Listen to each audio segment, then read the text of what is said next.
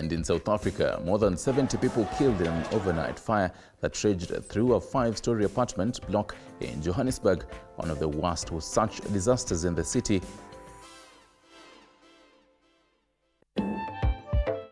We are very saddened as government about the passing of so many people here in Johannesburg. This is unprecedented.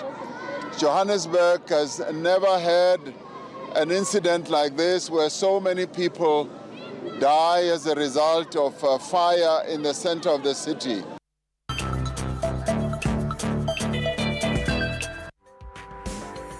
Well, and it's on that note that we kick off this edition of Morning Cafe. Our heartfelt condolences to the people of South Africa, in particular Johannesburg, where this tragedy happened last night, and they continue giving us the numbers of what's happening there.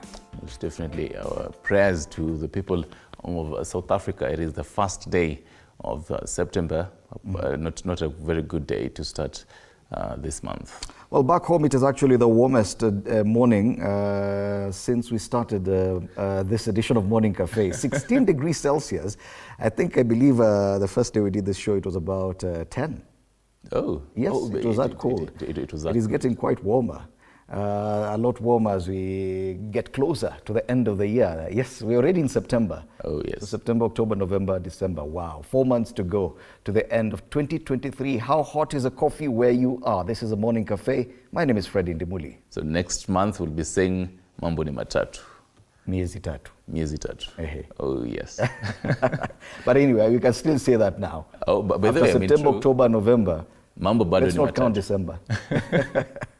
Oh, most definitely. Welcome to this edition of Morning Cafe this Friday, the first day of September. I trust that your month has begun fruitfully. Definitely we'll be serving you, as usual, hot Matters Youth Perspective this particular morning.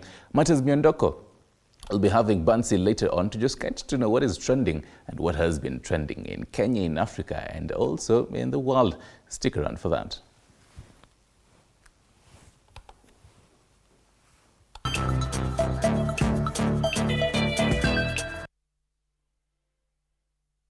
Over now to the top story this morning. President William Ruto has fired a warning shot at some unnamed judicial officers whom he says are part of a wider corruption enterprise. The president accused the judges of turning the courts into a safe haven for the corrupt. According to the head of state, judges at the anti-corruption court have become the weakest link in the war on graft. He accuses them of colluding with individuals who engage in economic crimes instead of fast-tracking their cases. Ruto says his administration will crush the corruption enterprise that also has in its racket individuals from the private sector, government parastatals, and county governments. And that leads us to the question this morning. Do you feel persuaded by the renewed war against graft? Do you feel persuaded by the renewed war against corruption in Kenya? You can answer that at TV47 News on X and on Facebook. TV47 Kenya will be sampling your views as we go along with this podcast. For now, let's get the day's diary before we take a look at the dailies. Stanley?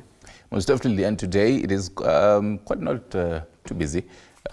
Can see President William Ruto is expected to launch the Talanta Plaza in Nairobi, as well as our athletes, after performing, who performed well after Budapest. Also, remember the whole blackout during the weekend? Well, there are people who are going to be answering that today. We expect to see Cabinet Secretary of Energy, David Chirchir, and also the Managing Director of KPLC, appearing before the National Assembly to answer on the measures that can be taken and have been taken to avoid countrywide blackouts. In matters politics and matters talks, National Dialogue Committee, steered by Wiper leader Kalonzo Musyoka, and also Majority Leader in the National Assembly, that is Kimani Ichung'wah, steered by them, is set to meet in Bomas today. Among issues setting the agenda and all that will be falling on all the happenings in Bomas and also different parts of the country to just get to know what is happening in the diary. Now from the diary to the papers this morning, Brother Standard. Yes, we kick off with the Standard. Oh heavens, why Ruto's on the spot, and that's the main headline on the Standard this Friday. Whereas the president has come out firmly to declare a fierce war on corruption, he's walking a tightrope after his proclamations on how to slay the stubborn dragon appeared to border on extrajudicial methods, triggering a furious protest from Kenyans. Pages 4 and 5, Mambo ni Matatu, and that is also what leads us to our question. Are you persuaded? Do you feel persuaded by the renewed war against corruption? Some quotes here. They count the number of cases filed in courts with regard to the Mumias sugar cases. Magistrates Court, 1 case is before the Magistrates Court, Republic versus Victoria Commercial Bank. Before the High Court, Kakamega County versus Ramana Rao, KCB Mumias, Sarai Group, DCI, DPP, AG and West Sugar. At the Commercial Court on Insolvency, Kimeto and Associates versus Mumias, West Kenya, Vitox and others. At the Court of Appeal, Sabjit Singh Rai and KCB challenged the cancellation of lease and kicking out Ramana Rao as receiver manager. That's a big headline on the Standard this morning. Other stories making it to the front page of the Standard revealed all you need to know on teachers' pay rise, and they've broken down the new increases for all the cadres of teachers from B5 to D1. And they've broken down between the highest paid and the lowest paid. Other stories making it to the front page. A highlight here, WorldCoin probe how state agencies slept on the job. That's on page 10 of the Standard. On the top strip of the Standard, some highlights. Code of conduct. Churches move to self-regulate. This is a story we talked about yesterday. The story is on page 3 of the Standard. Another highlight, new push for better maize prices. Counties, page 22 on the Standard. On the international scene, junta names a new Gabon leader. The story is on page 26. And in sports, FKF unveils broadcast partner on page 35 of the Standard. I was seeing Nick Wonder trending on X on the same, and the fact that they have unveiling Azam TV as the official partner league broadcast yesterday speaks largely. It's actually a Tanzanian pay TV. Yes. And number one, questions arise even on social media. Why not a Kenyan pay TV?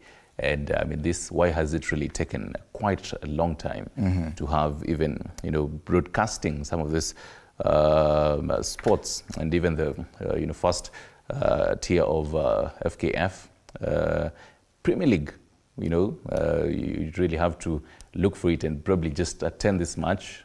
You're looking for it on YouTube, different social media sites. You don't really get the value of this. So we wait to probably see how... it's an encouragement for Kenyans to actually go to the stadium and watch the game directly. But then, I mean, I am able to follow an English Premier League match while seated comfortably at home. And I'm pretty sure we are playing against Arsenal this weekend, if I'm not wrong. Who? Man United, yes. Oh, yeah. Yes, because I think that derby is coming up. But even bigger news, and this is what features on the back page of the Standard, is a UEFA Champions League draw. It's finally out. Oh, yes. And Group A, Bayern Munich, Manchester United, FC Copenhagen and Galatasaray. Group B, Sevilla, Arsenal, PSV Eindhoven, RC Lens. Group C, Napoli, Real Madrid, Braga, Union Berlin. Group D, Benfica, Inter Milan, Salzburg and Real Sociedad. Group E, Feyenoord, Atletico Madrid, Lazio and Celtic. And Group F. Now this is where everything is. The group of death. Paris Saint-Germain, Borussia Dortmund, AC Milan, and then Newcastle. Oh, Newcastle will see fire. Group G for Man City kind of seems a bit... RB Leipzig, Red Star Belgrade, Young Boys, definitely. Man City looks like they're going to have an easy time. Yeah.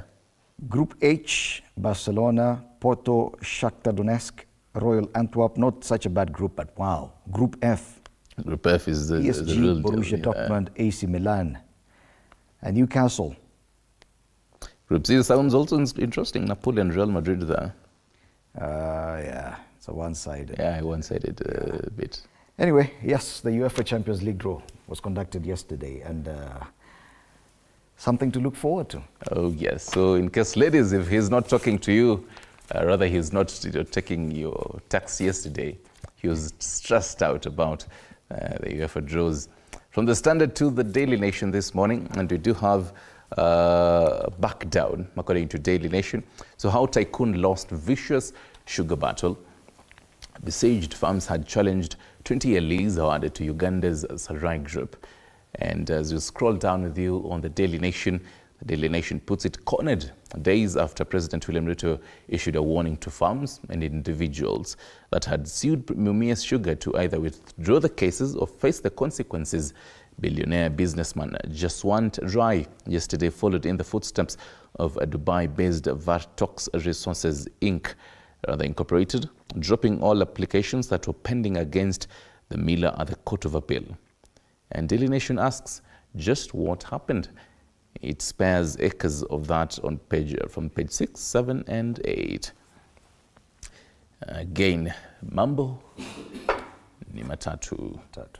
On the right side of Daily Nation, Axios Macharia siblings fight for father's property. You can read through that on page 10.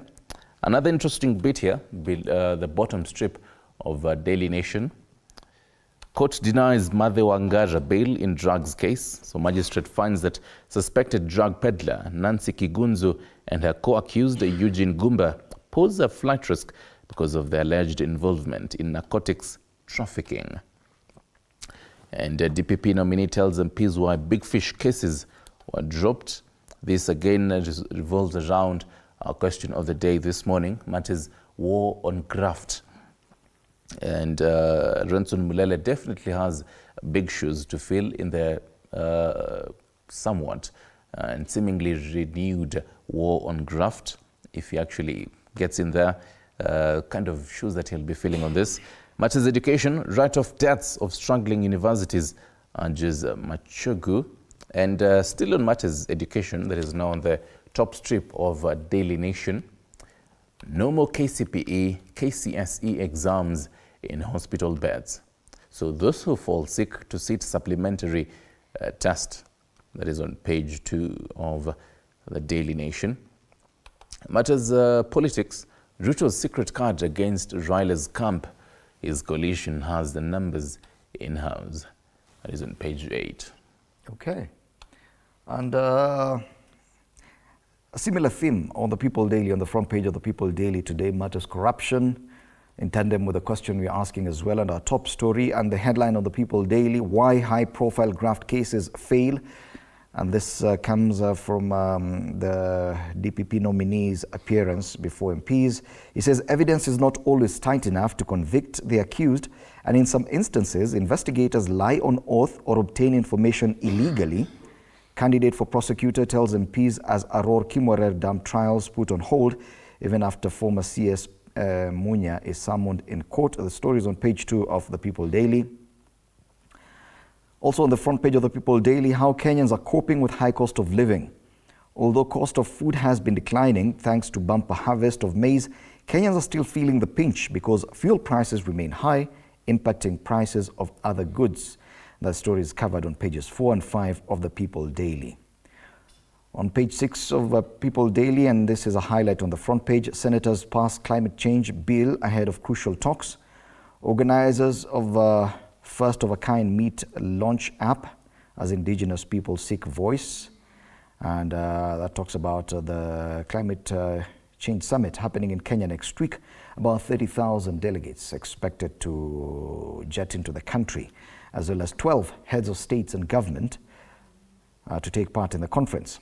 On the top strip of the People Daily this morning, a story that Stanley was talking about earlier, FKF, Azam TV signed 300 million shilling TV deal on league broadcasts. And on WorldCoin eye problems, MP claims that some of the people whose irises were scanned are now ailing. The story is on page 3. I don't know how accurate that is. But yes, it's on the front page of the People Daily today. Before we cross the border into Tanzania. I do have Taifa Leo. You have Taifa Leo, yes. Oh, yes. Okay. And Taifa Leo looks at keenly on matters the Deputy President Rigathi Gachagua. And Taifa Leo inauliza inadokeza kuwa wadadisi wasema naibu rais apinga handisheki akihofia kutengwa. Hofu ya Gachagua. Taarifa kuu katika Taifa Leo. Hatua ya kamati ya maridhiano ya kitaifa ya kukubaliana kuhusu mfumo wa kazi na ajenda za mazungumzo baina ya pande mbili katika Bomas of Kenya huenda ikamkosesha zaidi usingizi naibu rais Rigathi Gachagua, ambaye amekuwa akiyapuuza akisema ni ya kupoteza muda. Habari kamili katika ukurasa wa pili. Namwona naibu rais Rigathi Gachagua akinyoosha mikono hapo, kaonekana kuuliza ni nini mnataka nyie. Mbali nayo ni kuwa mshtuko familia kugundua ilizika mwili tofauti. Kisa hicho kimewazidisha majonzi jamaa wa familia hizo kutokana na mazishi kucheleweshwa. Katika masuala ya afya, afueni bei za dawa za ukimwi zikipunguzwa na kuwa mamilioni ya watu wanaougua HIV kupata afueni kufuatia mkataba mpya. Katika nchi ya Uganda, mwanawe Museveni azua gumzo kwa dai. Mwanawe wa kiume wa rais wa Uganda adai jeshi la nchi ni lake na anataka arejeshewe. You're still on Taifa Leo? Oh yes. Oh, okay. I thought you had already crossed the border. No. This is still on Taifa Leo. Okay. And this reminds me on, when he had made that particular gaffe. Was it early this year or late last year? And the president, his father, had to change ranks. I believe it was last year. Yes, September last year. Yeah, September last year. Yes. Yeah, it's actually now a year later. There's this discussion, and it has to do with the succession discussion in Uganda. You see, with what is happening elsewhere on the continent. Of course, the opposition leaders in Uganda yesterday came out. I think it was Bobby Wine. Oh yes, I remember. Telling Ugandans that he shouldn't be. They shouldn't consider Kainerugaba for president. And I saw even Kizza Besigye appearing on radio saying something similar. Anyway, but before we go to Uganda, let's cross the border, tuvuke border, twende Tanzania. But before Tanzania, I do have Business Daily. Oh, so. I do have Business Daily. And even as I look for Business Daily, some would say Kainerugaba is now seeking a vantage point on matters of the military, looking at what is happening in Western African countries. Probably now wants, if he's going to do that for his father, wait to see. And the Business Daily matters what is concerning your health this morning. President William Ruto plans compulsory 2.75% NHIF deductions. So as we skim through, let me give you more details on this. So new deductions push payslip taxes above 20%. NHIF membership mandatory for public services. That is on NHIF. But then if you're worried about these numbers, now listen to this, more numbers on taxes. The bottom strip of Business Daily. Kere hits used car imports with more taxes again. Okay. And actually, Business Daily has done the justice of breaking down what payslips will look like after housing levy, payee, NSSF, and NHIF. It is that time of the month that you get to look at your account balance and breathe in, breathe out, and breathe in again. We're heading very close to the 50% mark on statutory deductions, including payee and the others, NHIF, it's according to the Cabinet Dispatch this week, the government has actually approved 3 bills which are going to repeal NHIF and establish 3 new funds to cater for the healthcare services in Kenya. And I think this 2.75% deduction will be spread across the 3 funds. I see, if you add all this, it gets close to 50% if you include payee. Okay. So yes, it's a time to actually look back and at your payslip, because it is end month. And when you're actually going to look at it, just sit down. because remember, even as the government was saying, it's backdating it, effective from the 1st of July. So it cuts from July and also August. Oh yes, on the housing levy. Oh yes. It's not 1.5% this month. 3%. It will be a 3% to cater for what should have been deducted in July. Yes. So you're probably expecting a particular figure on your balance account, but then by the time this new health deduction comes into force, the housing levy will have gone back to 1.5%. Yeah. Okay, interesting. That's on matters Kenya. You should be thinking about that as you go into the weekend. Oh, yes. So I think it's now safe to cross the border. Tuvuke border tuende Tanzania, tuangalie jarida la Mwananchi. Kitanzi kipya cha mawaziri ni changamoto zilizokita mizizi kwenye wizara walikopelekwa wateule wapya waliohamishwa. Silaha kuivaa migogoro ya ardhi, Biteko katikati ya umeme. Katika. Yes. Ya umeme. Should have been katikati ya umeme, but anyway. Katika. I believe it's part of blackout. In Tanzania, they're still talking about that cabinet reshuffle effected early this week by the president. And they have their caricature on the front page. It's interesting a bit. The reader la Mwananchi. The hot seats, cabinet seats there. Oh yes, they had named yesterday. I remember perusing and mentioning the cabinet ministers who are going to be, reshuffled. They've been reshuffled. They have been reshuffled. They're actually looking at their new dockets, and they're looking at it, and they're banning seats. Oh yes. Well, you could look at the Citizen, still in Tanzania. Similar headline. Most definitely, and on the Citizen, the tasks ahead of new foreign affairs minister. And it goes on to say Mr. January Makamba takes over at the foreign ministry, which is facing numerous challenges and a barrage of criticism for underperformances, including the recent tongue lashing from the head of state herself. Extensive on page 2, that is on the Citizen this morning. Goes on matters PSSF. Government has cleared a chunk of its debt, and also CRDB's 780 billion shillings green bond up for grabs for investors. Right there you have it for the Citizen. From Tanzania, we can cross to Uganda now and take a look at the Daily Monitor. And on the Daily Monitor there, government defends Bibanja owners in land sales. I always say this word, and I always want to know what a bibanja is. But let's read through and see. So government says a land transaction practice in central Uganda, where landlords informally agree to share part of the land with bona fide or lawful occupants. So tenants or bibanja. We are on the Daily Monitor. Yes. So that's on that's now what a bibanja is. A bibanja is a tenant. This is Matters Uganda. That is Matters Uganda. We need to be clear. To confuse our viewers. So the tenants or bibanja holders, so as to be allowed to sell off the rest, is illegal. And away from that, bowing out, Justice Kisakie draws early curtain on a career. There you have it, gives you a whole of what Justice Kisakie is at a glance. She is an outgoing Supreme Court Justice, Esther Kambo Kisakie. Oh, yes. Okay.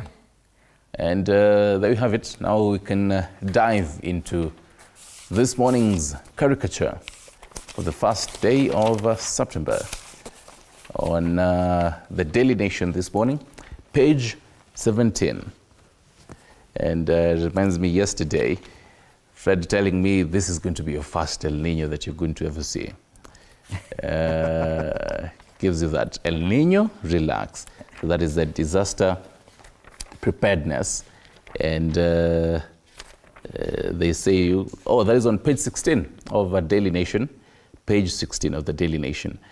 And the same man goes to say, our begging bowls are ready, even as much as they're saying, El Nino, relax. You know, we were talking about how prepared are we? Oh, yes. To mitigate the effects of the El Nino. And this cartoon this morning on the Daily Nation appears to suggest that our expected response to this will be opening up our begging bowls. So yes, for medicine, clothes. Our begging bowls are open for medicine, food stuff, and other personal items, and that is a kind of disaster preparedness that Kenya has. If at all this is a truth, of which to some extent it could be. It is a very sad state of affairs. We should be thinking about, especially in Nairobi, issues to do with drainage and how to make use of probably excess water if at all you can harvest. But yes, you will see this kind of response that will definitely switch to our begging mode very fast. Oh, yes, I was just perusing through for the caricature this morning, then I saw an interesting read through page 12 of the Standard.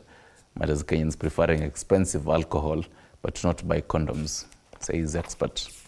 You can take a look at that. But then now to the caricature, page 16 also, page 16 of the Standard. Matters politics this morning, the bipartisan talks. So on one hand, there's the stakeholders, and again, stakeholders, and then there's a whole stick of cuckoo on there. Holding by a pan. And it would appear that the chicken is much closer to the stakeholders, so-called stakeholder, and not the stakeholder who represents the general public.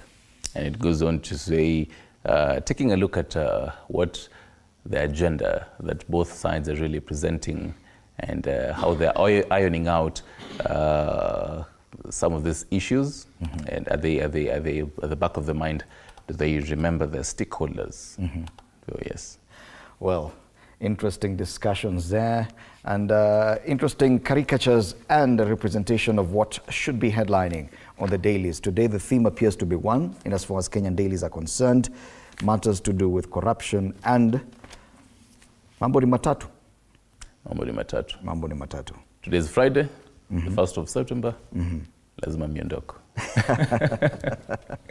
Well, before that, we're going to be having in studio Nick Modime Mwangi, the National Executive Director, MKUSA, Wendy Aura, governance enthusiast, and Sam Kimani Mwangi, public policy analyst. Today being Friday, this is a youth perspective on matters that are headlining in Kenya. The biggest talking points this whole week: corruption, constitution review, and others. So do stand by for this. Remember, our top story has to do with corruption this morning and the fact that the president is now turning his gaze on the judiciary. And today we ask, do you feel persuaded by the renewed war against corruption? Do you feel persuaded by the renewed war against corruption? We'll be sampling your views as we go along with this discussion at TV47 News on X, formerly Twitter, and on Facebook, TV47 Kenya. That's where the conversation continues online. You're watching Morning Cafe. Be right back after this break. Good morning.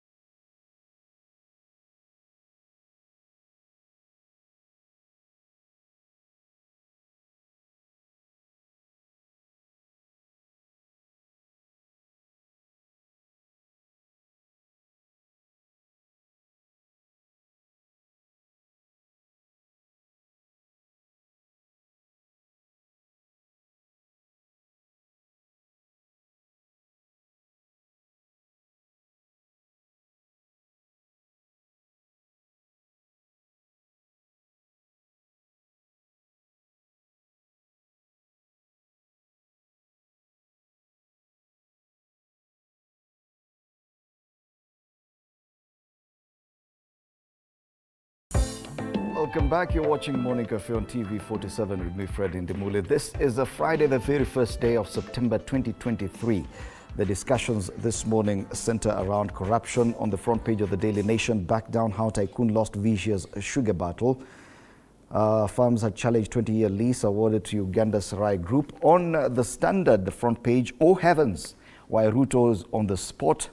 Whereas the president has come out firmly to declare a fierce war on corruption, he is walking a tightrope after his proclamations on how to slay the stubborn dragon appeared to border on extrajudicial methods, triggering furious protests from Kenyans. And on the People Daily, why high-profile graft cases fail. This morning we have in studio Nick Mwadime, the National Executive Director, Mount Kenya Colleges, Universities Students Association. Karibu sana Mwadime. It's good to have you in studio. Thank you. Sam Kimani Mwangi, Public Policy Analyst. It's good to have you also in studio. Thank you, sir. Gentlemen, when it comes to issues around corruption, I think this is something that we Kenyans have, or rather appear to have settled with. It's just that one thing that you appear to have decided that this we have to live with. As a Kenyan, it is part of our culture. What's the big deal? And so we've seen time and again, the fact that different administrations come, they make declarations on corruption, what they're going to do, a crackdown here and there, then after a few months, it fizzles down. And so today we ask, are you persuaded by this renewed fight against corruption? We're seeing what the president is doing with the sugar cartels, him talking about what he's going to do with the judiciary, a new DPP is being vetted for office. We see the crackdown on the passport processing cartels at Nyayo House. The CS was there yesterday, and he says the crackdown will continue and extend to other counties countrywide. But there seems to be a lot of skepticism amongst Kenyans that this is just all talk and nothing. Sam, let's start with you. Are you persuaded by this renewed fight against graft in Kenya? I am and I'm not. Because if history is anything to go by, then there isn't much to expect from the fights. But again, given that we have a new sheriff in the office, and in as much as if we look at his history again, President Ruto, as far as corruption is concerned, he's never been on the side that was fighting it. He has been alleged to be on the side that has always benefited from it. Yet no one has proved anything, any wrongdoing on his part. That is why I'm using the word allegations, because from the time he joined the politics in 1992, he has always been on the side of the custodians of status quo. No day he stood firmly against corruption. There is no record whatsoever. But again, now that he's the president, the best we can do is to give him benefit of the doubt and see what he does and how he fights corruption. But again, look at the first 1 year of his governance, and you will understand that what has been happening, there has been instances where he's been very tough on this issue. Remember the issue when there was this sugar that was meant to be condemned, yet it found its way to our shelves. And he acted swiftly and fired those who had to be fired, and the case were referred to court. There was this issue of KEMSA. Again, he acted swiftly, heads rolled, and the matter, I'm told, is headed to court again. Going by that, we can give him benefit of the doubt, although he's been mum when it came to the issue of edible oil.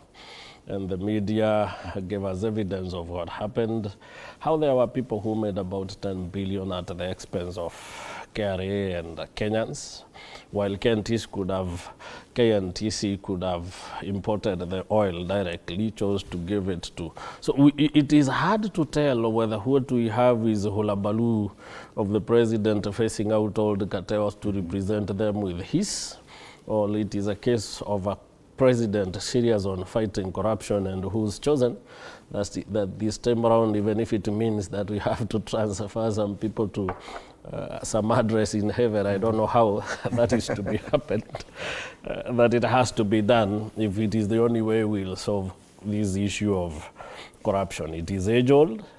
It has proven insurmountable. But again, let's give him benefit of the doubt and see what the gentleman is intending to do. Interestingly, the hashtag Mambo ni Matatu is still trending. That one is scary. It's actually trending topic number 6. And everyone is talking about, I've seen T-shirts, I've seen other merchandise with Mambo ni Matatu.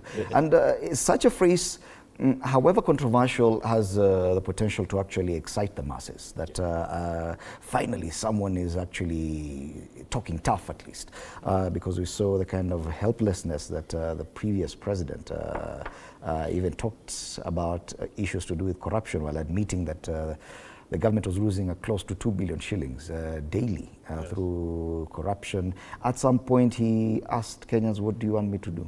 He expressed quite some helplessness. So are we feeling a bit excited because someone is talking tough, or are we sure that this tough talk will actually result in something? Fred, I think the president has selective amnesia because, as Sam is saying, the president is known to support or to engage people with who are known to be corrupt. And what do you mean that he engages people who are known to be? Because it's not the first time that he's meeting Rai. As a matter of fact, he met him in 2016, he met him in 2017. And my point, a point of perception is the president is on campaign trail because he wants to please the people from Western Kenya. And we know that sugar is very important for the people there. And the best way to get them excited, the best way to get them on the ballot come 2027 is talk about sugar. And he seems to be forgetting that a lot is happening in his ministries, that we recently had edible oils, recently had NHIF happening in those ministries. Recently we've seen the sports ministry under CS Ababu Namwamba. All these cartels or all this stealing and looting that is happening on his ministry, he's not focused on it. He's not focused on the hard economic times that is facing this country. He seems to totally changing the conversation of what is happening. So the young people get confused, the young people lose focus, the focus on what is not supposed to be there. And recently we know, because I represent students from the mountain, the conversation has been the University New Model Fund. Nobody's talking about it. And those are the issues that we young people seem to be very much interested in and want to talk about. Students are supposed to go to school, to university, come September, mid-September. Parents are complaining. Parents are having a hard time to raise these funds. The help portals are not working. The loan model is not, portals are not even accessible. So the president is in a very strange and smart way, is changing the narrative and the main focus point about what are actually the most important conversations that we young people are supposed to have. Yes. So generally I get from you gentlemen that the skepticism with regard to this apparent renewed fight against corruption actually cuts across the general public, that well, people are just watching and not really convinced that it will amount to anything, Sam. You see, we can argue that the fight would be as good as the person promising to fight, because history is something very key in an analysis of what is expected to happen. And as I've said, the president has never been known to have any problem with corruption. Even at one point, he either rightly or misquoted to have said that he doesn't think that corruption is a major issue as far as governance is concerned. So, and again, he's become a man who promises much, delivers less. And when you have a man in the office who talks too much, gives too much hope, delivers too little, it's normal not to be convinced by his words and wait for his actions. So I think the biggest problem Kenyans have with the president is that, one, he's been known to be in dalliance with corruption all his political life that we've known it so far. And number two, he talks too much and does a little, if we may be a little bit harsh on him and say as we see it. So it's a matter of let's wait and see whether this time round he means it. And again, you may wonder, it can't be corruption here that has to be condemned and the corruption here that has to be condoned with. The president needs to have a firm stand on issues corruption. If you choose to fight corruption, then it has to be fought while it is within your ranks and when it is without your ranks. So it can't be that corruption is good or it is an evil that has to be fought when it is emanating from those sources you don't like. Now we've seen those who are in high ranks in the regime, Uhuru's regime, now their cases all of a sudden have sprouted. In Uhuru's regime, we never thought them to be corrupt. Now we are hearing of figures that shock you, that these ministers, CSS, governors were involved with. Then you ask, is the president really? Because when he took over, it is also good to mention that it is in his regime that we saw people with serious cases of corruption in court, these cases being dropped. And these were his friends, some of whom have been appointed to very serious positions in his government. Now, was he involved in one way or another in the dropping of these cases, or was his regime involved? Those are questions that Kenyans ask themselves.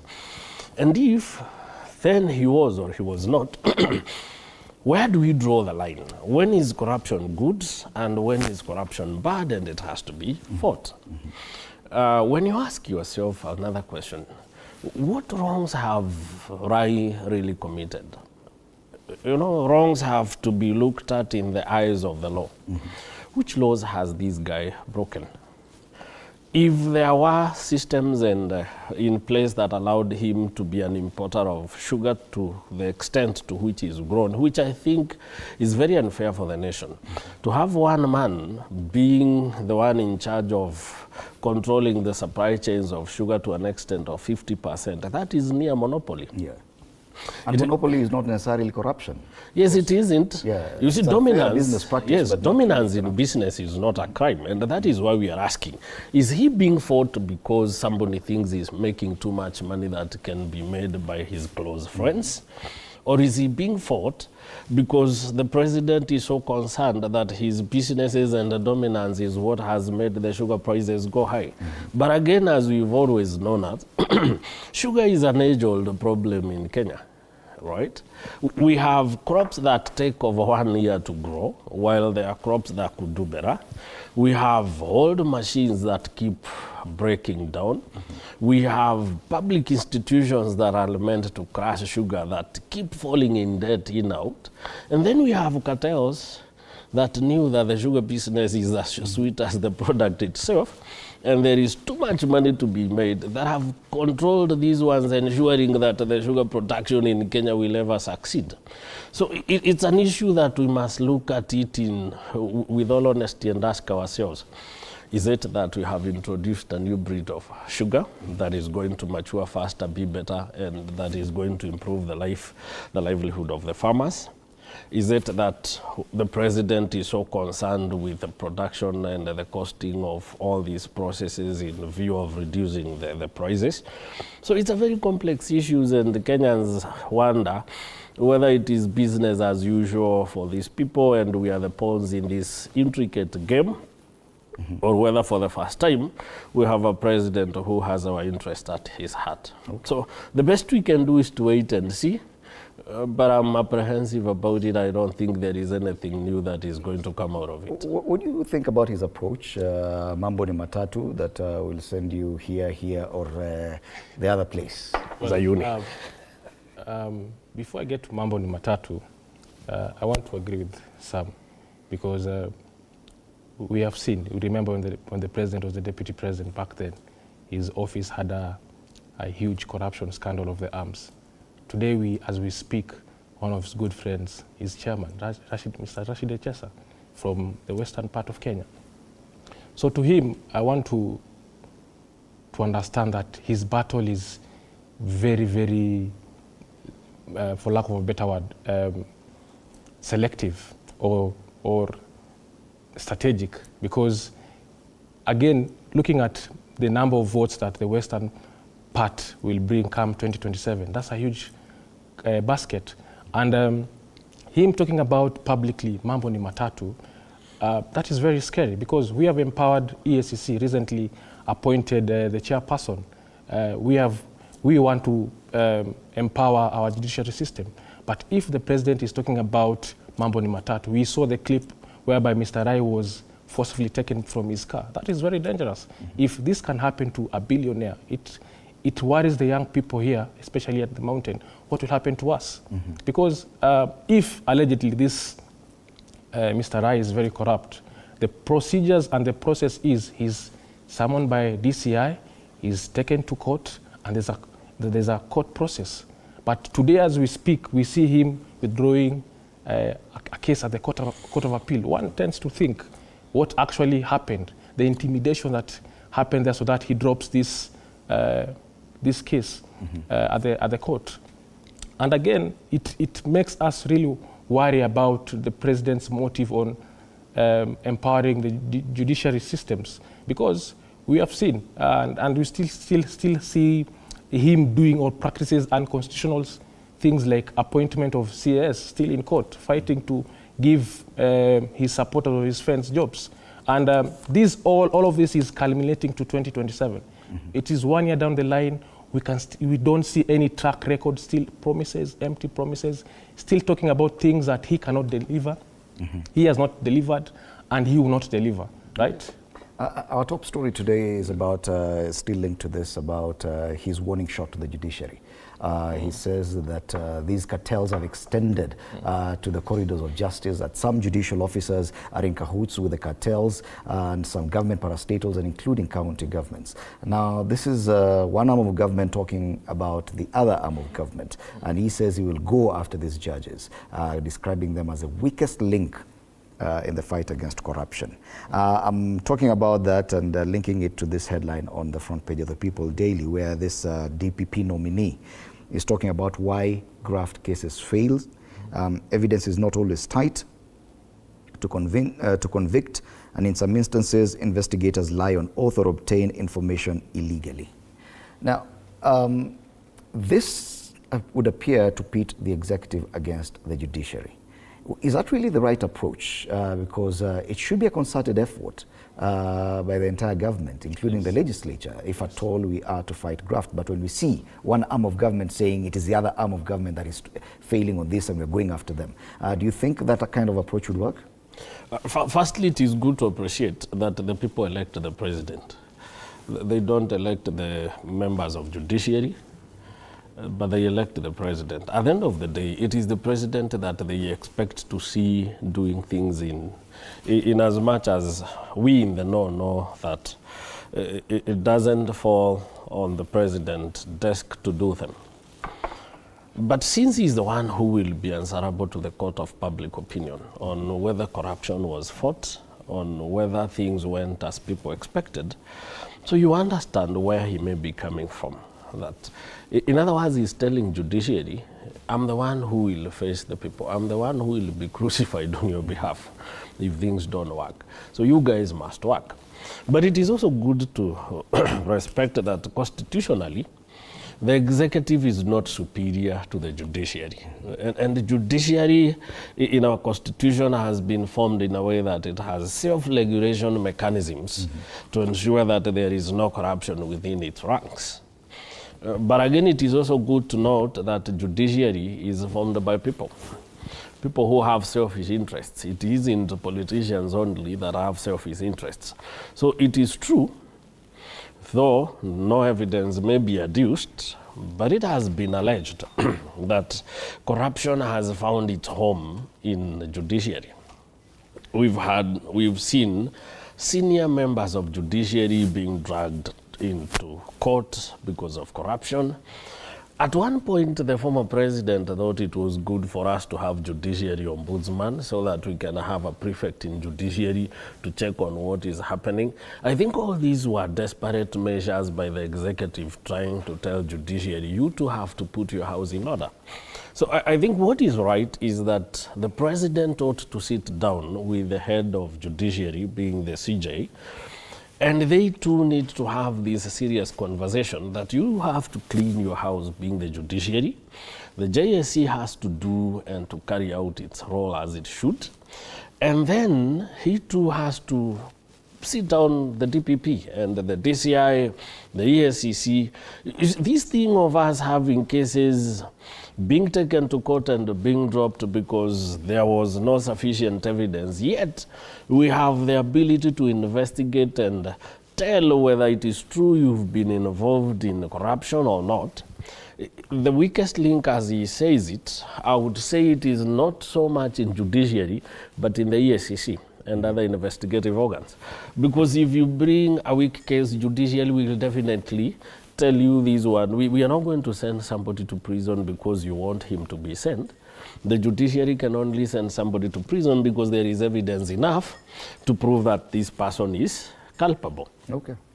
So ESCC, in fact, the president should direct his wrath towards the ESCC, his investigative organs, some of whom he has control over. Those are the people he should first call and tell them, next time you take a weak case or investigations against a case to the judiciary, we'll start by dealing with you. We're getting a new DPP, Renson Mulele, has been Yes. vetted by Parliament this week. And this is one of the crucial cogs in the fight against corruption. We saw his predecessor withdraw quite a number of graft cases earlier this year linked to corruption. And the question is, what different thing will this new DPP do? If the president is really keen on fighting graft, then Renson Mulele is his guy. I don't think the new DPP will do so much, in my opinion, because we know historically, we saw Nur Haji dancing to the tone of his boss, right? And currently, as we see right now, recently, the former governor of Kakamega was allegedly summoned by the EAC and DCI to give into account the billions of money that allegedly got lost in the county. But in my opinion, the DPP and the DPP should have, the office should be made in a way that to consume or to the public should have faith in it, rather. And as we speak, because I know the DPP is supposed to arrest and prosecute, right, in the court. But in this case, we have someone who's supposed to be in office and someone who's supposed to be appointed by the president. Again, we'll have the same cycle of targeted and malicious men of power being gone after. Because at the same time, Fred, I want to tell you that the whole battle against corruption seems to be very targeted. And the people who are targeted are from the different coalition of the government. That is rather coalition of coming from the different coalition, that is the Azimio. Mm-hmm. And we see these things, we're going to see them more often because it's a game of how do we get to 2027? How do we get the votes, right? How do we make the public lose faith in some leaders, right? And it would be very sad because we young people also believe we are supposed to be the future of this country, right? How will it be that I'm working hard to make sure that my people who I'm representing are well represented, and I'm allegedly tasked or I'm allegedly put into place because of corruption. And the president himself, it gets me worried because he himself has not come out publicly to say these people who have been charged, let the court do its due process and let it serve the will of the people. Okay. Yes. Briefly, just before we go on a break, there's a whole issue of going back to the judiciary as well. Yes. When President Uhuru Kenyatta refused to swear in the 6 new judges because he said there were some questions on the integrity of some of them. The current president was his deputy then, and he called on the president to actually respect the independence of the judiciary. And on assumption of office, immediately he swore in those judges. So for him to come back and criticize the conduct of the judiciary, there will be questions in that as well. What do you think of that, Sam? Firstly, I would say, it's very easy to criticize when you are outside the system.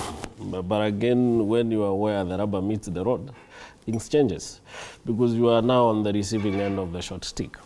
Now, then the deputy president it wasn't incumbent on him to do the things he's doing now. It was the president. It's the president who had issues with the judges. And there was the back and forth. The president saying, even NIS gave report on these people. It was given to the JSC. JSC went on and called them for interviews in as much as it had evidence against them, didn't task them all to account for the issues. And then there was this old hula baloo, and the president said, I'm not going to appoint them. Which is wrong anyway, because the president does not have those constitutional powers. His is to appoint, and maybe after appointing, send the matter to the parliament and say, hey, gentlemen, even if I appointed these guys, it is true that I have evidence they were not supposed to hold office, so that the process again of recalling them can be instituted. So what the president, upon taking power, the then deputy president did was right. It was a show of confidence with judiciary. But again, I want to be fair to the president. Now that he's the president, and maybe now he has information he never had then, and understands how important it is to have a judiciary that is not dragging you behind. And these I'm saying, provided, the word is provided, he's willing to fight corruption. Because serious cases of corruption and much of the money that has been lost through corruption has always found a good home among those in close ranks with the president. Now, the first question is, if he is really willing to design a franchise, is those people around him who are already bathing in large quantities of monies, as we've heard and read in the papers, in corruption. Firstly, it starts with him. Is he really willing to design franchise them? Make it easier for DPP and DCI, because even if the investigative organs, Fred, go on and does a splendid job on investigation, and they are doing it against a close friend of the president, and the moment you table the file, somebody tells you, boss amesema ikitu tukanyangie. You'll have to make it. Okay. You'll have to Hold that thought there. We are due for a break. It is top of the hour, 7 a.m. Actually, 2 minutes past. So yes, it's time for a break. When we come back, we'll be welcoming Wendy Aura, governance enthusiast, into the panel, even as we discuss the ongoing national dialogue, talks at the Bomas of Kenya, and where it ties with the youth perspective. Are they discussing anything that will be helpful to the youth of Kenya? That after the break. You're watching Morning Cafe.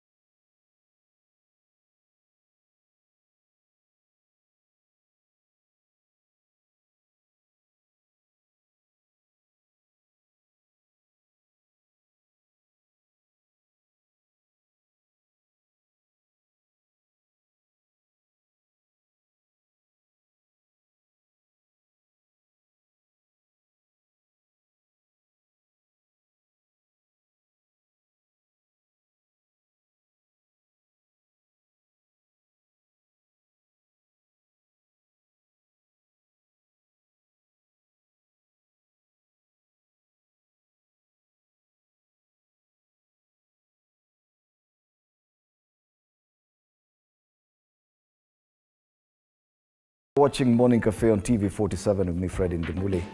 We continue our discussions here. But before we go back to the panel, a quick look at the top story today. President William Ruto has fired a warning shot at some unnamed judicial officers whom he says are part of the wider corruption enterprise. The president accused some judges of turning the courts into a safe haven for corruption. According to the head of state, judges at the anti-corruption court have become the weakest link in the war on graft. He accuses them of colluding with individuals who engage in economic crimes instead of fast-tracking their cases. Ruto says his administration will crush the corruption enterprise that also has in its racket individuals from the private sector, government parastatals, and county governments. And today we ask, are you persuaded by the renewed war against corruption? Keep your comments coming at TV47 News on X, formerly Twitter, and on Facebook, TV47 Kenya. We'll be sampling some of your views as we go along with this discussion. Well, as I had promised earlier, that once we return, we'll be introducing a new member to the panel. Wendy Aura, governance enthusiast, has joined the panel. Good morning, Wendy. Karibu sana. Good morning. Thank you so much for having me. Asante sana for also breaking the monotony of this manel. Yeah. We're still in studio with Nick Mwadime Mwangi, National Executive Director, MKUSA, Yes. and Sam Kimani Mwangi, Public Policy Analyst. Gentlemen, we now want to shift the discussion to something else that has been dominating the headlines, away from corruption. You missed a big chunk of our discussion on corruption, which is headlining on all the, but you'll get an opportunity probably towards the tail end of our discussion, probably to comment on the same. Now, let's talk about the possibility of a constitution review. It is one of the biggest talking points this whole week.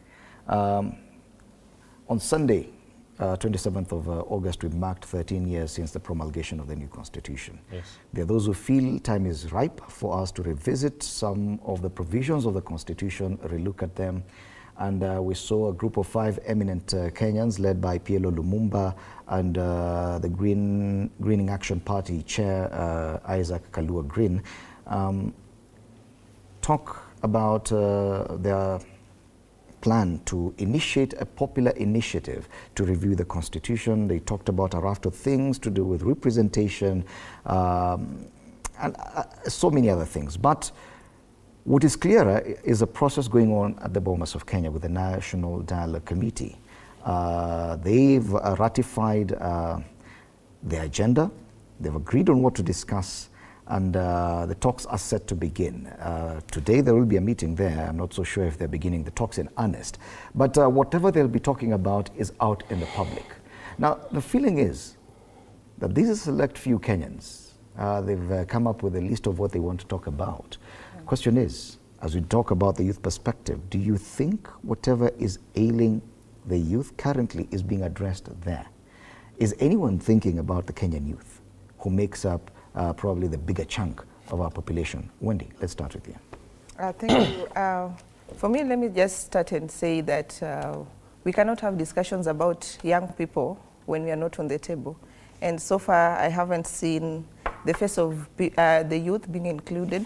And also looking at the key talking points that they have on their menu, it makes me wonder if most of the things that they want to talk about, there are many avenues that we would have explored even before today. What has really sparkled this moment to have this discussion? And even looking at the constituency of that committee, it is political oriented. Mm-hmm. And of course, we all know that it is politically driven, dialogues, but that's not even the issue. When they really want to talk about national issues, which touches on the common mwananchi, how well are we represented so that we can have people discussing about the real issues that we want to be heard? And is that the only avenue that you can use to discuss the issues affecting mwananchi? And if you look at what brought about this back and forth, even before we had, there was a proposition to have this dialogue before, and it didn't work. Mm-hmm. And right now, then we went back to Mandamano, and now we are back talking about talks.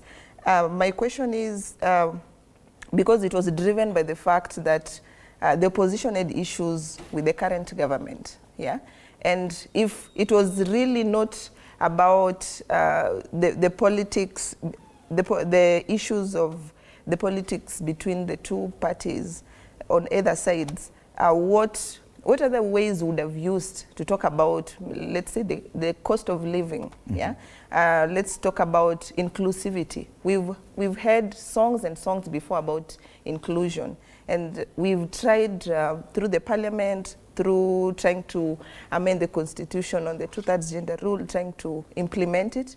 It has failed. So what does the constitution talks about if the parliament route fails? Okay. What other avenue do we have? Yet they're talking about inclusivity, and in that I refer to Constitution of Kenya, Article 53. Yeah. Every child has a right to free education and compulsory basic education. Article 55 goes on to say the state shall take measures, yes, including affirmative action programs to ensure that the youth access relevant education and training. Yes. And I know this is a very, it's a conversation that's very close to your heart, yes, Modime, yeah, issues to do with university funding. But we are seeing more and more, even as youth go for admission to universities and other tertiary institutions this month, yes, in a matter of a week or two, yes, that a lot more youth are actually staying away because they're feeling disillusioned. The new model of funding is actually rattling many of them. Most are not even able to access, most are even feeling that university education has become unnecessarily too expensive. Yet this is not featuring anywhere in these discussions when a huge chunk of the youth is at the risk of being left out, yes, of basic, yes, or tertiary education. Surely this should be something that should make it, if at all we are talking about even changing the law or a relook at the laws. Yes, it is very sad, Fred, as we speak, because this panel do not have our interests at heart. 2 weeks back, my national chairman, Mheshimiwa Faris Jane, and I myself did a press conference talking about the new university model. Because we are very saddened that our parents, our brothers and sisters call us all the way from the village, wanting to know what is actually happening. Because previously, I myself did chemical and petroleum engineering, and the fee was around 30,000 shillings per year. Right now, it is 10 times the amount, right? And we know that 3/4 of the students that come to public university or even private university per se, most of them have gone through the fundraising processes to get to campuses. And to us, it is very disheartening because when you see your dream is going into a pipe dream, it gets you worried that parents have invested in their children as the hope of the village. We don't see any dialogue or any conversation with the government about these matters. And that's why I said earlier, the government is very, very busy confusing or taking the conversation in a different manner. Because we right now at the table want discussion about the new university model. Yet it's not even just about the government, even the other side, all politicians across board, yes, not really giving time to the youth. But there's a risk that the youth will miss out in this conversation. That what we are seeing happening at Bomas of Kenya with no mention of the youth, yes, issues of cost of living or inclusivity, probably that's where the youth will come in. Yes. We are seeing. Yes. Yet even with the other popular initiative by the eminent individuals, we are seeing very little mention of the youth. I would firstly say that the youth must understand something we call adult centrism. There is this thing of the adults imposing their rights on the rights of the youth and treating the rights of the youth as subordinates to their rights. We've been told time and again that youths are leaders of tomorrow.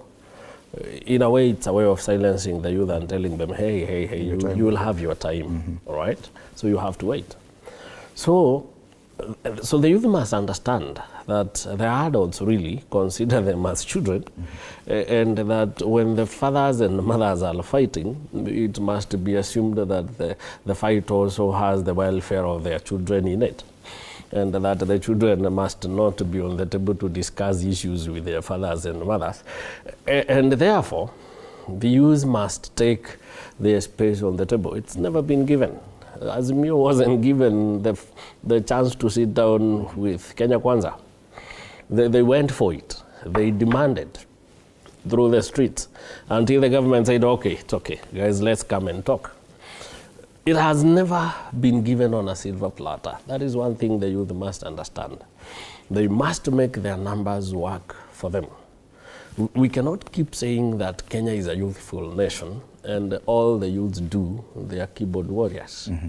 That theirs is to sit and chat, hashtags, creating trends. The youth must fight for what they want.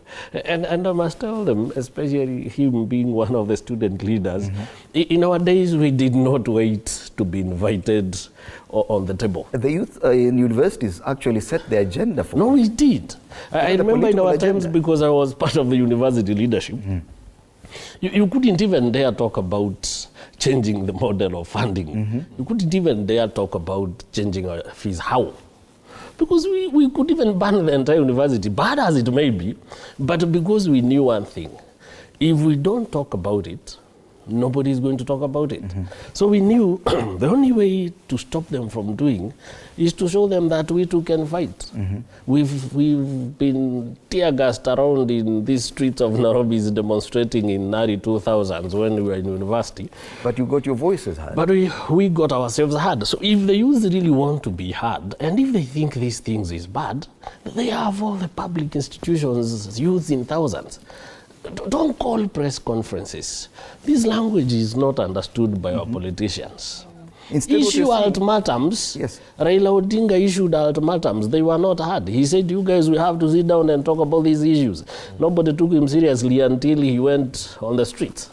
Now, if the youth, and especially those where university needs to be heard, they must understand one thing, that picketing is right enshrined in the Constitution, as long as it must be peaceful, and that they must not bear weapons while demonstrating. But on the streets, they must go. Yes.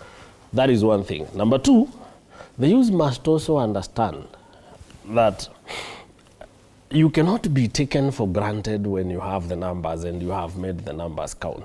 You know, 75% or close to 80% of Kenyan populations is below 34 of age. In fact, the population of youth that is below 34 is around 17 million. All right? 17 million people. Now, those between 14 or 15 and 34 is about, no, that is the population that is about 17 million. Those between 18 and 34 is about 13 million. Now, when you have 13 million people in numbers, and you keep telling us that you're being left out, then it is you to blame. Firstly, your parents have taken you to school.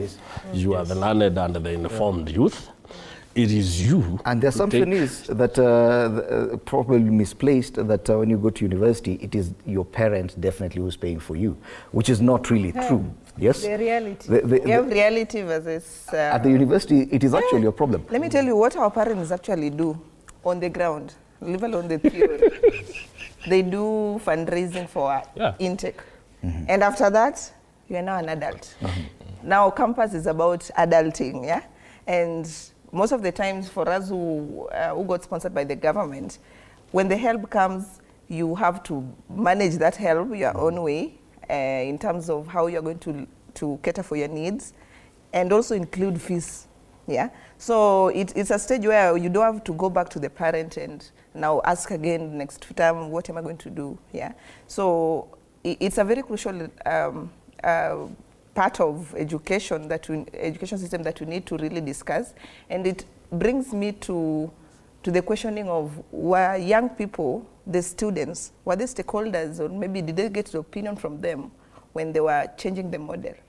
So that's a really concern that I think has just poked my mind. Yes. Were they really involved? Yet, according to what Sam says, a seat at the table is not necessarily guaranteed for you. You have to get it and grab it yourself. Yeah. Yet we are seeing that the youth in Kenya is largely disinterested. We are talking about them being included in this discussion about constitutional review. Are they even interested in such kind of discussion, if at all? On the issue of even the university funding model. Yes. They were least interested. The best they've done is, out of a possible 780,000 who could have been gotten placements in tertiary institutions, only 200,000 showed up. The rest said, it's not that serious. I agree with you, Fred, because probably what Sam did not know, we actually gave an ultimatum to the Ministry of Education, also to the government, that we're actually giving them 1 month notice, and we'll be on the street, because the issues about school fees, the issues about education really matter to us. The issues about how we're going to change our society, how we're going to be the future leaders of this country, really matters to us. And I don't agree with, again, Sam, because when he talks about being on the table, right? We are living in a world whereby you have to do the pushing so that to be on the table. If interest and if the conversation goes on the table that it is very important that the young leaders, the people that are the future of this country are put at heart, the conversation should be there on the table, right? And we understand, because again, we cannot just talk about education. Look at the voting that happened this year. It went down by 5.37%, right? Because the young people also failing to believe in the democracy, right? Failing to see the most important thing is when you vote in. Isn't that a further indictment of the youth of this country? Even Yes. Their apathy towards electoral processes. Yes. That they think that they can be heard by staying away from the ballot. Surely that will work against them, don't you think? I agree. That will work against them. And that's why some of us are here pushing and talking about these people, telling our young people that all is not lost, that we need to come together.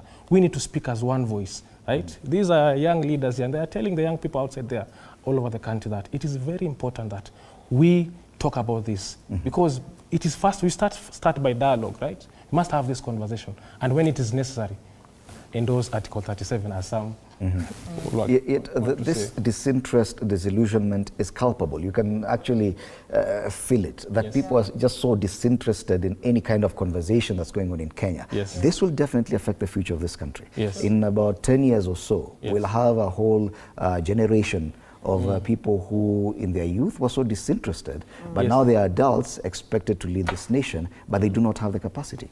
No, firstly, they say that the true test of a person's strength is the ability not to give up even when everybody may understand when you give up.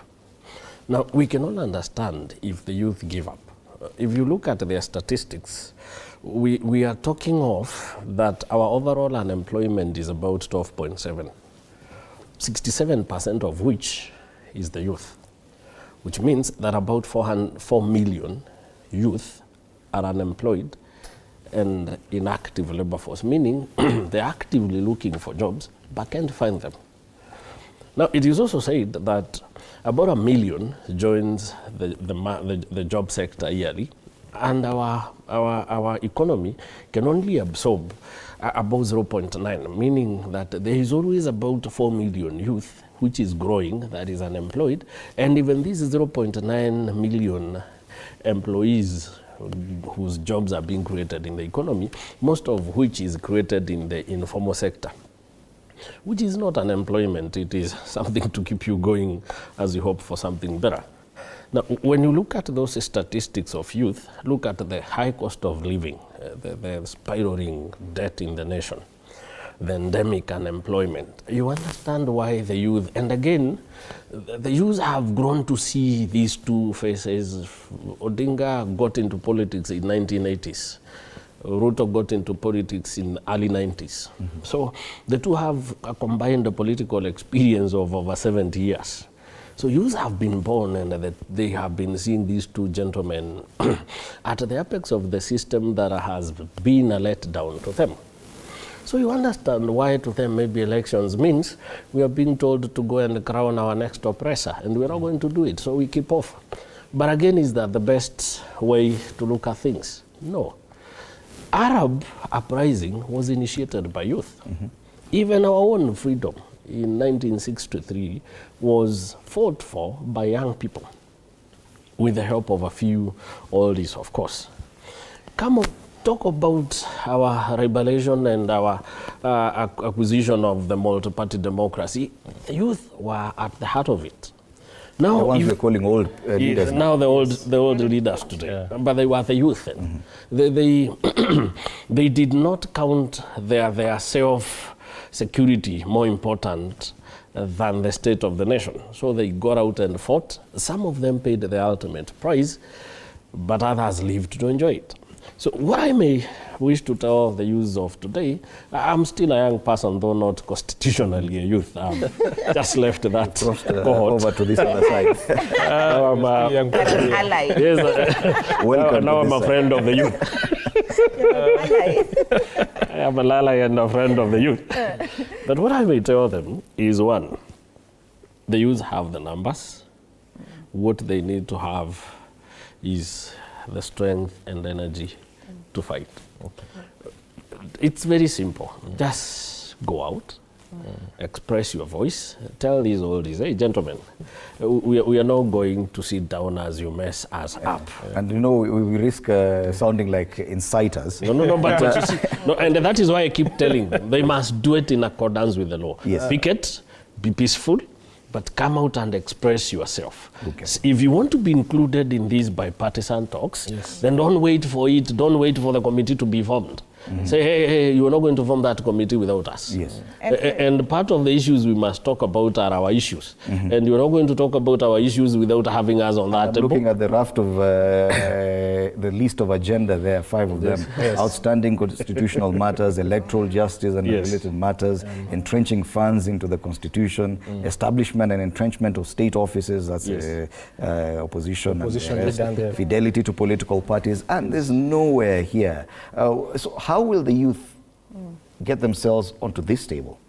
This discussion is already going on. They only have 60 days. Yes. And they've already ratified their agenda. It is already there with a legal framework and everything. They cannot even fight for their own school fees. Well, as I said before, I think the issues here, there must be something that is the main issue. These are just for the sake of formalities and maybe also the public image. I don't know. I just feel like it's not really with a genuine agenda of actually initiating something that is going to help the Kenyans, the real Kenyans. And if I look at, for example, when he was talking about the youth getting demoralized with the electoral processes, if you look at when we started crying out about the system being flawed and the issues of after every electoral cycle we have violence and we have issues of cheating and all that. It's not the first time that we're going to address this. It's been there. But even before 2022 elections, we had high hopes that these things were going to be solved once and for all. But nothing happened, you know. So, and even with the way you've mentioned, already they've set the ball rolling. Yeah. So if we were not even in mind when they were looking at how to compose that committee, yeah, I think right now the ball is already running. The agenda is there. Even if we were included right now, I don't think our input will be really significant. We may be forced to now talk about the issues that is already set. But we won't be there to also set our own agenda. is it that there's nothing that the youth find probably should necessarily be relooked or looked into in as far as the Constitution is concerned. I'm sure after 13 years, most of the young people understand that there's a new document that was implemented, that was promulgated, yet to be fully implemented, but now we're talking about changing it. If we let the politicians drive the conversation, they will get it done. If we let the popular initiative work, the youth will be called upon to take part in the referendum campaigns. But in determining what is important in this document, do the youth even have that kind of understanding? And Fred, remember 2 months back, on the 23rd of June 2023, the Deputy President was at Jomo Kenyatta University, and he's quoted that telling the young people, I know you guys are graduating, but there are no jobs. And the only jobs that are available is the so-called mjengo. And I would want to imagine that this is a young person who has done, for example, business in economics, and you're telling this young person there's no hope, right? I want to imagine that I am a patient, for example, a cancer patient. You are my doctor, Fred, and you're telling me you're definitely going to die, right? And you see, our leaders are meant to give the young people hope, right? It is the hope that keeps the fire burning in our lives, that it's the hope that keeps the conversation going, to go and find what you want, right? We recently saw Robert Gitihu from Mombasa burning himself, that he has done civil engineering 5 years in school, and there's no food on the table. There's high frustrations among the youth. And we understand that these are very important conversations that we are supposed to talk about. And look at the discussion or the matters that are meant to have a dialogue with the government and the opposition. No young people was put there. No conversation is actually going on. It simply means that we are only important at the ballot, right? And to some extent, I want to agree with Sam, right? It is time that we young people actually tell these people who make our decision on our behalf that come to the ballot. We must have a say. We must have a conversation again. We must change this old narrative of you come to us, get what you want, then you forget about us. Because for the 5 years, the president was on top of his cars, promising free education to the young people. Right now, parents are really struggling. Parents are crying. Parents are calling that what's not happening. Why can we not send our children to school? Because, Fred, it's just sad that we had the help system, right, which was around 45,000 a semester. Right now, we're talking about having a help plus a loan. By the time I'm done with school, I'm starting at negative 2 million. Now, what kind of hope are you giving me to start my life, right? That's a very difficult conversation that we young people want to have with this government. We young people want to have with the Ministry of Education. We young people are telling the president that it is our time to listen to us, because our education really matters, our future really matters. Okay, Sam, the conversation will definitely continue whether or not the youth take part in it. Yes.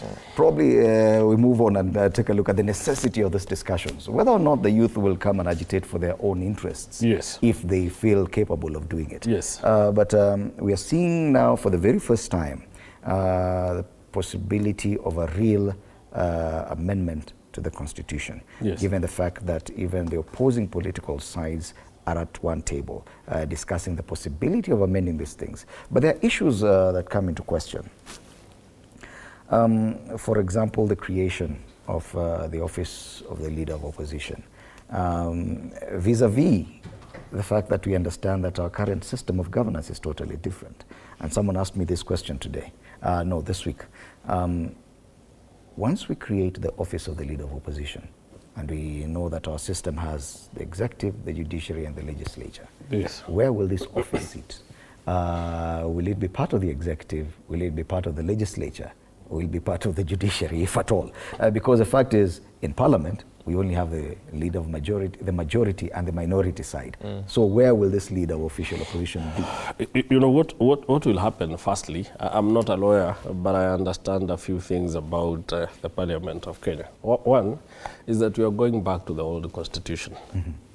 Only that, again, we are introducing another seat called the Prime Minister. because it is part of, if you look at the office that are to be created, if we go down that route, I would say it will be part of legislature, because what we had before is that legislature had the opposition, and then it had the government. And the opposition was headed by the leader of opposition. So what we are doing, because you know the current parliament does not have opposition and the government. They do act as if there is, but constitutionally there isn't. What we have is the majority and the minority, right? And we have the leaders of the minority, we have the leaders of the majority. Initially what we had was the leader of government business and the leader of the opposition. So what we are doing is to amend the constitution and go back to what we are used to. A mongrel of some sort, an in-between between what we had back then. And now this time around again, come and expand the executive a little bit, create the office of the Prime Minister. Simply put, we are going back to the BBI.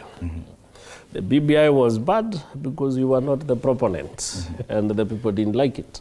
So the current president, then the leader of opposition de facto, had to tell the people how bad it was. But now that he sits where the fruits of BBI would benefit him, now it is a good thing. Let's bring it back, baptize it, give it a different name, feed it back to the people. After all, the president owns the parliament. And after these conversations, and you've seen Article 36 or Clause 36 of the agreement is that whatever they can't agree on will be thrown back to the parliament for discussions and agreement.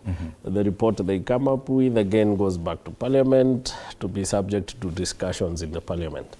So what we are likely to have is, once all is said and done, we are going to have a referendum, because we cannot change the executive, the legislature, without going back to the referendum.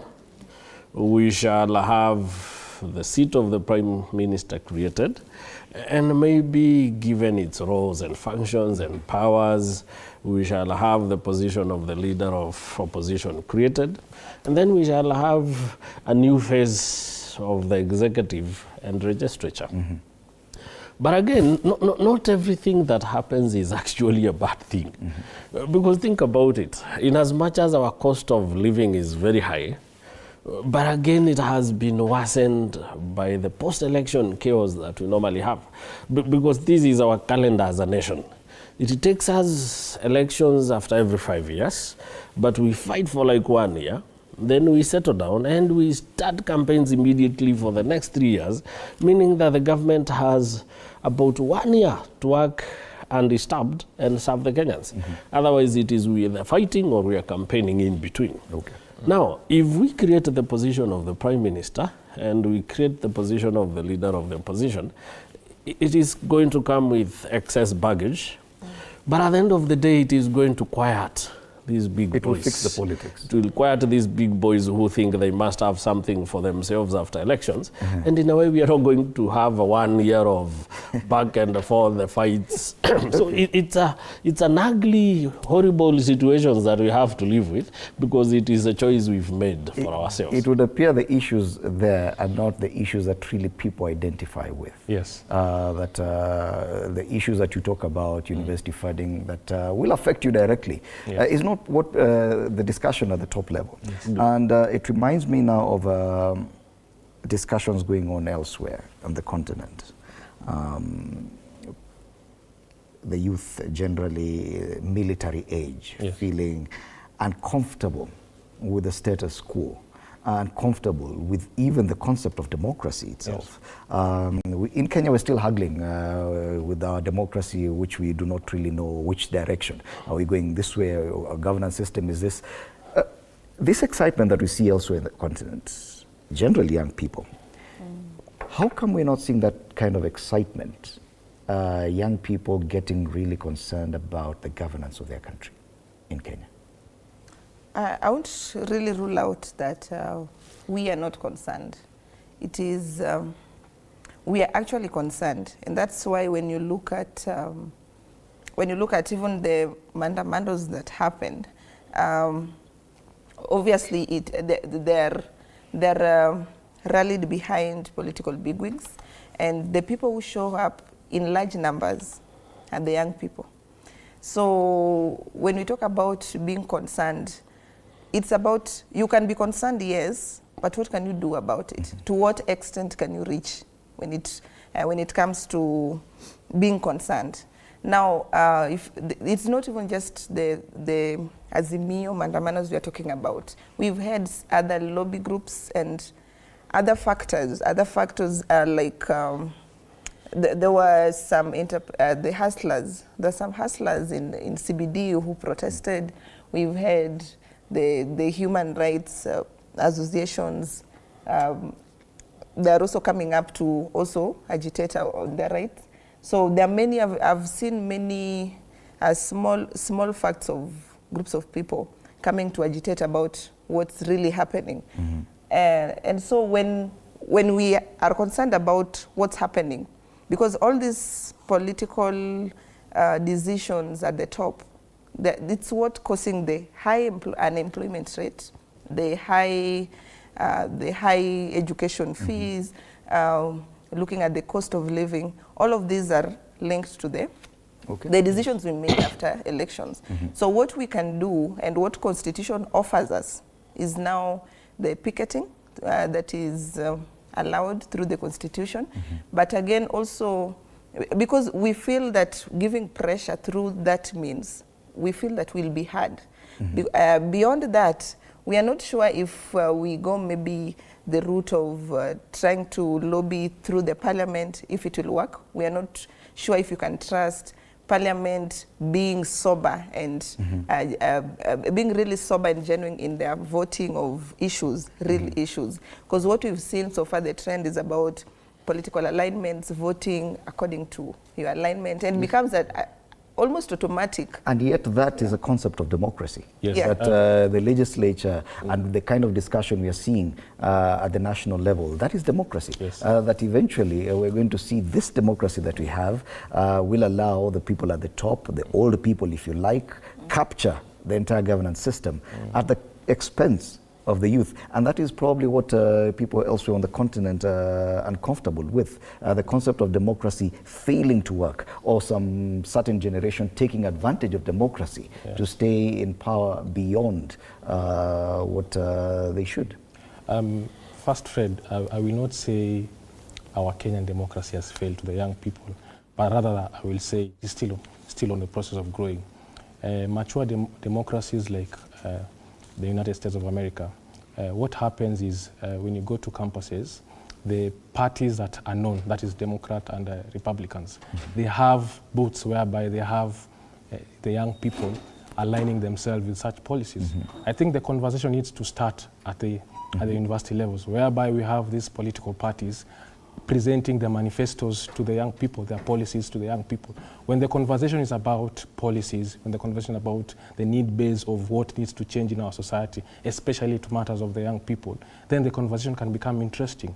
Then the conversation can be made in a way that young people participate interestingly in matters of dialogue, in matters of policies, in matters of even changing the constitution.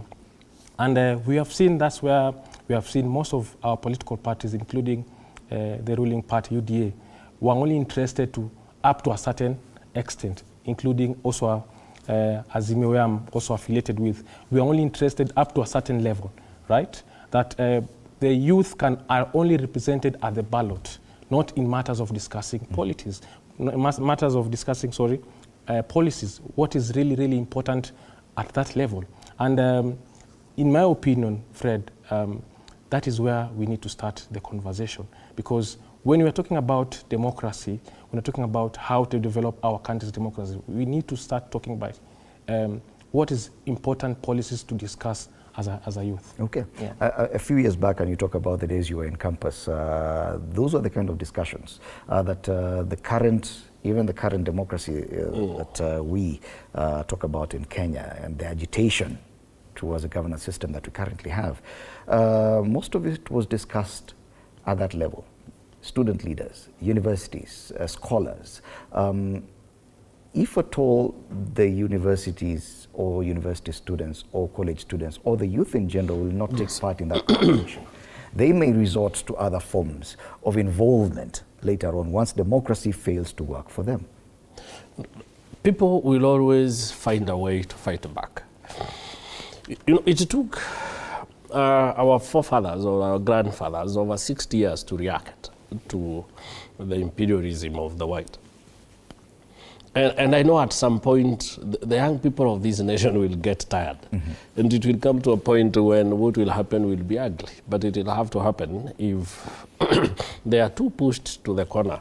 But what I may wish to say is, in politics, you get as much power as you fight for. That must be very clear to young people. And number two is that the young people, especially those in leadership, must understand the adult-centered operations coming from the adults directed to the youth. And that the masters of these are politicians. Politicians see youths as cannon fodder to be fed to police brutality for them to achieve their selfish ends. Allow me to put it this way, that Raila Odinga has just used the youth, brought them in droves to town, wreaked havoc in one way or another, and he has been hard. If the youth are not going to do that for themselves, nobody is going to hear them. Women have gotten themselves 47 seats. They are not the majority. It's the youth who have 14 million votes. But how many of them came out to vote? 40% of them, a whooping 60%, stayed at home. And I would say this, the youths that came out to vote are the youths in slums and the youths in rural areas. I'm sure Kina Mwadime never came out to vote. Majority of his alks were happy that they were left at home to enjoy the Netflix. And now that the parents are away, they've gone to vote to participate in this ugly, boring event of a whole day when you have the queue to crown your next oppressors. But if the youth, especially those in university and tertiary institutions, if they want to be heard, if they want to have, we used to say this, if you're not going to invite us on that table, we are going to definitely steal the table. But even in Western Africa, Yes. what you're seeing in Western Central Africa, it has taken so many years for these young people to experience so much pain and suffering. Yes. Some of them have grown into adults, for them actually to decide, fine, I'll take action. Is that what you're talking about, even in the Kenyan situation, that yes, they may appear disillusioned now, but years to come, something you see, drastic we will don't happen? have to wait when we can act. Because think about it. Isn't 4 million people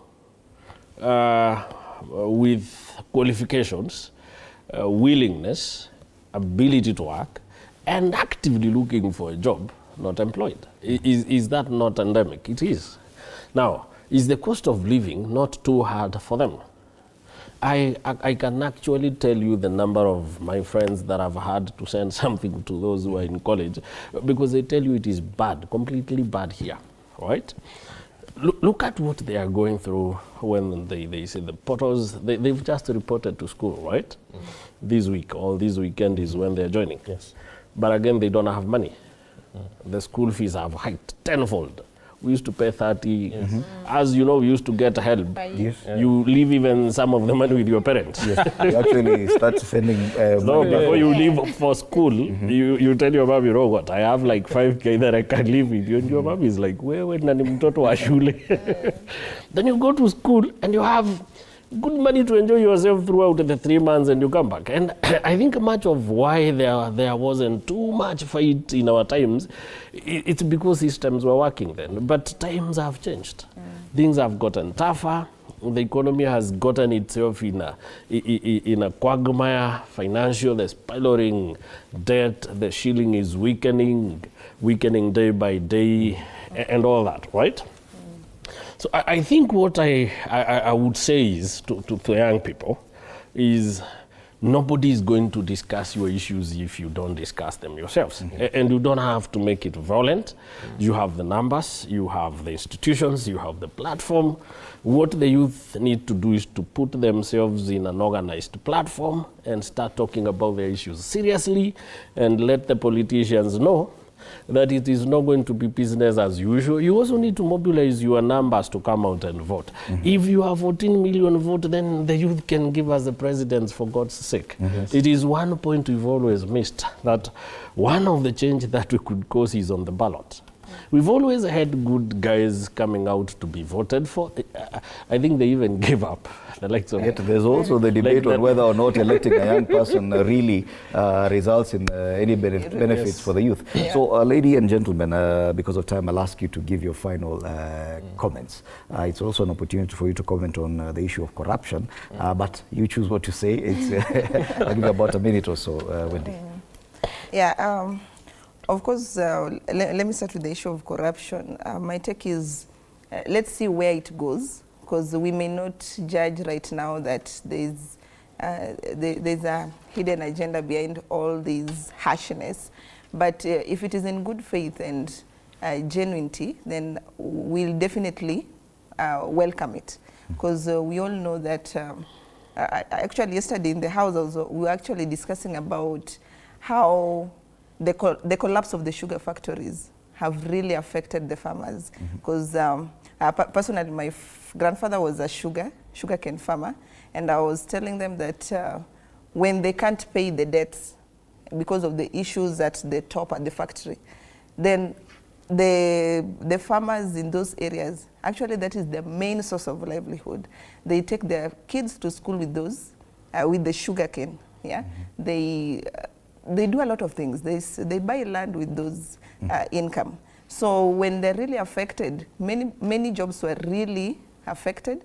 And if this harshness is going to bring sanity to the sector and set the factory up and running, whichever cartel is preparing to now take to replace the existing one, I don't think that is the issue. For us, we want to see the factories coming and working, because at the end of the day, the end results is something that we can't we can't even question. Like it's a big, significant source of livelihood. And I remember very well when the cotton factory in Nyanza collapsed. At first, around from 2000 to 2007, it was a huge economic opportunity in the southern Nyanza. But over time, the factory collapsed, and then people were now forced to move to other options which may not be working for them because they're now used to cotton. And you've seen it affecting a lot of, it's affecting many households. So for me, if it is something that is going to bring sanity and bring our factories running, that is the bigger image. Yeah. So we'll deal with maybe the issues of now the new management. How are you going to put up structures that can be audited, structures that can be trusted by the people, and also let them also involve the locals. Let them not bring totally strange people to the boards of those people. The people will understand their areas better than the strangers. Okay. So I would really also champion for in the process of changing the management and bringing in new blood. Let them also include the locals and give them let them be heard. Okay. Yeah. Thank you, Wendy. Modime. Yes, Fred.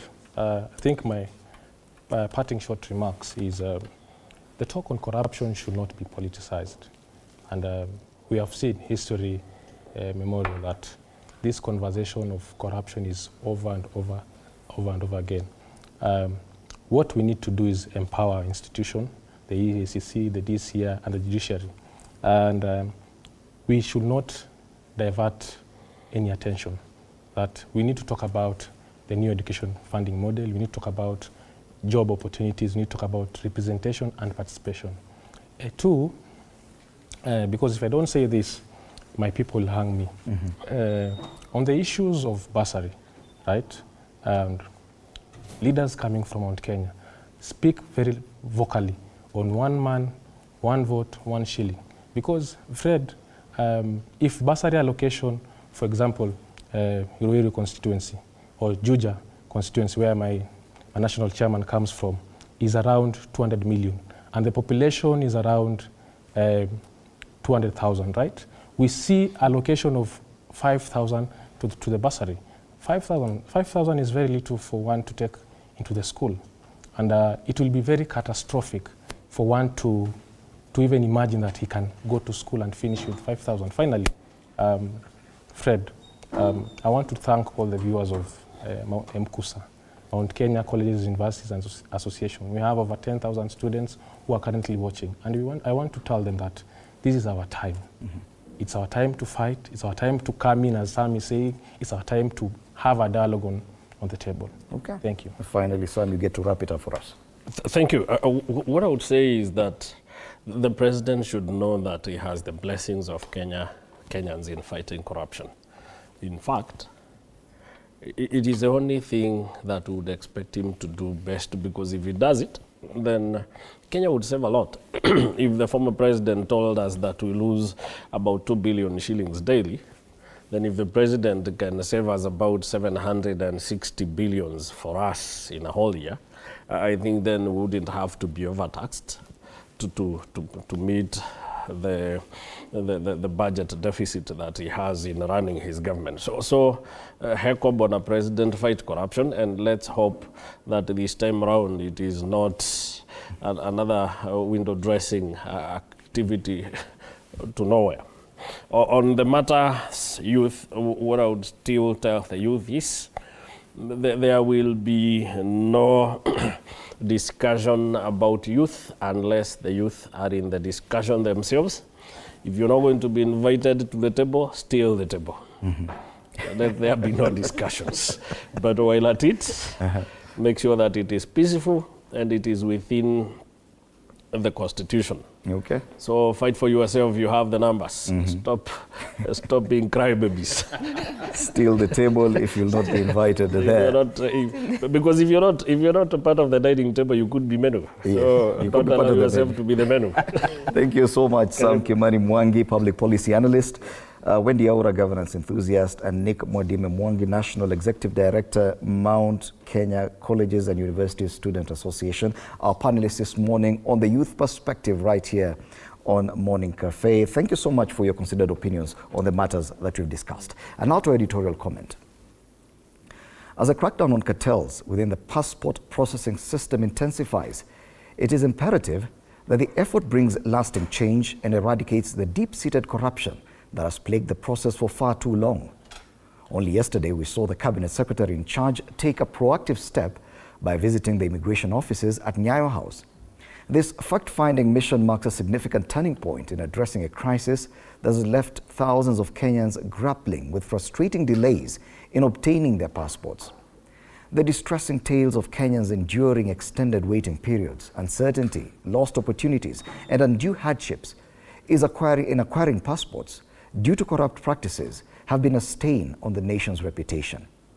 The current purge represents an opportunity to cleanse the system of those who have exploited their positions for personal gain at the expense of the citizens they are entrusted to serve. The appeal for this crackdown to be all-encompassing is an echo of the collective frustration felt by citizens. It is crucial that every facet of corruption within the passport processing system is rooted out and dismantled completely. Anything short of a comprehensive effort risks leaving room for the resurgence of illicit practices that have previously thrived in the shadows. Dear Buenos CS,